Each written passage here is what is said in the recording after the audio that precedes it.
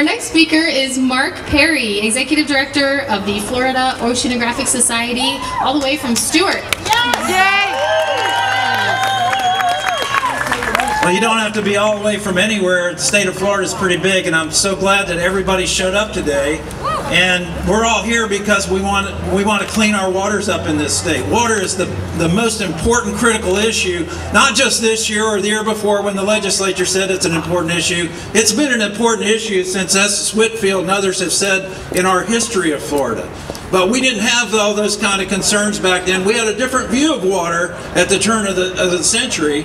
We wanted to get rid of water. We wanted to drain the swamp. We wanted to get rid of the floodwaters. We wanted developable land for not just development but agriculture. We wanted to grow Florida, and the water was in the way. So we wanted to drain it and get rid of it. But we have a different view today, and we've had a different view since the 70s when Estes mentioned that we passed the Clean Water Act and we passed the Clean Air Act. And those of us who were around them were just like this. We were out protesting that we need to fix this water system because it's broken and we need clean water for us and our future generations. So we went to work on it.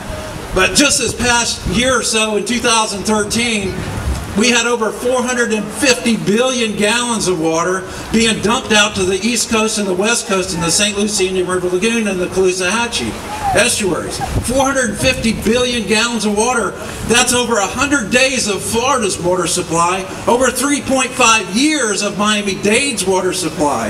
And it's still being dumped out today. Even the small increments they're letting loose out of the St. Lucie right now, in just one day, at 500 CFS is over 54 days of the city of Stuart's water supply. So we're dumping water to tide. We're to the Atlantic or Gulf at about 1.7 billion gallons a day, and all of us in South Florida consume 1.3 billion gallons a day. What's wrong with that picture? We're wasting water, good water, fresh water. But on the way, it, by the way, pollutes. It pollutes estuaries that don't need it, with lots and lots of things, like lots of nitrogen, phosphorus, and even muck. And here's the muck that we got 18,000 cubic yards of this just in 2013. 18,000 cubic yards of muck. This is what our water looks like on the bottom of the river. And you dredge it up, it's covering 6 and 8 feet over our oyster beds and seagrass beds in our marine estuaries. This is not right. And this muck needs to come out. We need to get it away from here and stop it from coming in. This is nasty stuff. And since 2004, I grew up in the area. I was 5 years old when I was playing in that water. And we didn't have this much in that back then. We had a little bit of turbid water. It was brown color because of the tannic acid, but it wasn't muck. It wasn't this nasty. And since 2004, we've had really nasty water with toxic algae blooms. And it's the first time ever in my history, over 50 years there, that I've seen signs posted up by the health department to avoid contact, big red slash, don't come in contact with the water because of toxic algae. It has a hepatotoxin that will affect your liver. And so I couldn't tell my kids, and they can't tell their kids, that they can't go in this water. How tragic is that? I mean, I grew up, you know, skiing and swimming. We jump into, well, we have rope swings in the creeks and the upstream areas. I mean, this was fun to us. We had a great time. And these kids that you see here, the river kids, have been growing up into this problem, and they want clean water just really, really bad. And I want it for them, and we all want it for them too. We want clean water for them. So this isn't the first time this has happened. In fact, every 2 to 3 years, we keep dumping this water to the Atlantic and Gulf of Mexico, and the Everglades doesn't get it. That 450 billion gallons that went to the East Coast and West Coast, only 22 billion gallons went from Lake Okeechobee to the Everglades. The Everglades used to get historically 100% of the water out of Lake Okeechobee. None of it went east and west. But they used to get, now they're only getting 13% of the water coming out of Lake Okeechobee. And in 2013, they got even less than that at 22 billion gallons. That's critical for the Everglades. We had a seminar and Send the Water South Everglades Coalition meeting this January.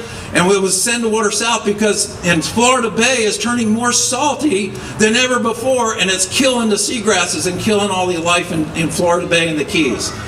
They need that fresh water. They need it slowly to go down and treat it and move it south. And there's no project in the works right now, as much as we've passed the comprehensive Everglades plan, as much as all these water projects that everybody wants to tout, there's left off a big project on the books, and that is to have enough storage, conveyance, and treatment of water to move it south. The only project in the whole comprehensive plan to deal with that was called aquifer storage and recovery, pumping water from Lake Okeechobee down 200 wells north of the lake. We need to tax the people and stop the pollution at the source, clean up the Kissimmee, clean up Lake Okeechobee, and get the water moving south from to the Everglades and not to these coastal estuaries.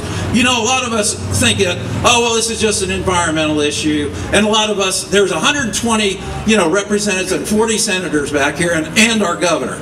All of them need to hear the message that not only we need to buy it and send it south, but this is the economy we're talking about. In Martin County, St. Lucie County alone, over $840 million a year is attributed to clean water. And that's 27,000 jobs. So Governor, you want to talk about the jobs and the economy of our state? Talk about $3.7 billion a year for the Indian River Lagoon. There's an economy here based on our waters and based on clean water. And every time we get impacts, it degrades that value, and nobody's talking about that. Everybody talks about, well, it's expensive to clean up water. It's expensive to build infrastructure to move it south. We have constraints.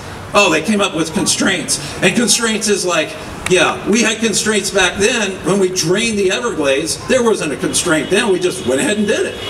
So I say we got to overcome that. I think the people here who came up from Stewart to not only here but Washington, D.C. did a tremendous job. You're all doing a great job. Put the pressure on these people right here to do the right thing.